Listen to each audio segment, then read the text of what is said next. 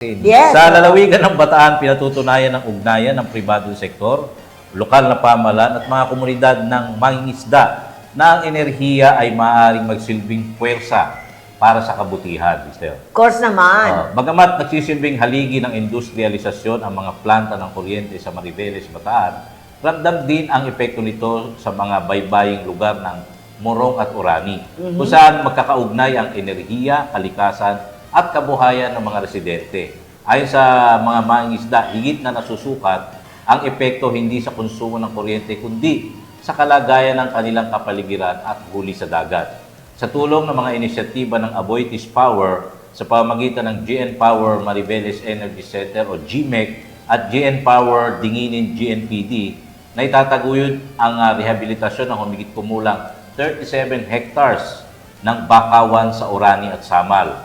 Ayon dito kay Marcelindo Silvestre ng Tubo-Tubo Fisher Folks Association, malaking tulong ang malusog na bakawan sa pagdami ng isda, alimango at hipon, gayon din sa proteksyon laban sa palalakas na alon. Samantala, isinusulong din sa Sitio Fuerte, may sa bayan ng Morong. Sa bayan ni Mayor Leila Linaw. Oo, na inaantay tayo, hindi tayo makarating-rating. Muñoz, ang Sagip Pawikan Initiative, kung saan inililipat sa mas ligtas na hatchery ang mga itlog ng pawikan upang mapataas ang survival rate ng mga ito.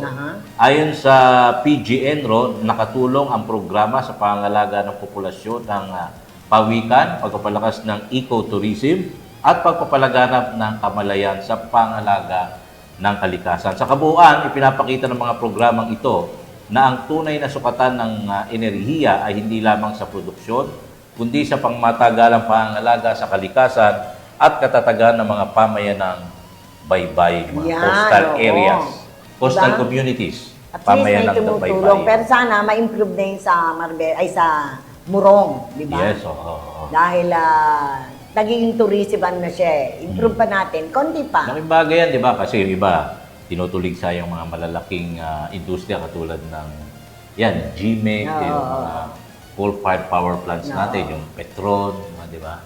Tingnan nyo rin yung positive side. Ginagawa nila yung... Kasama talaga yung risk, sabi niya . There are so many risks Kaya in terms of development. Yung, bilang yung kanilang CSR. Hindi pwedeng maging develop ng walang kaakibat na di ba? Sakripisyo, sabi nga.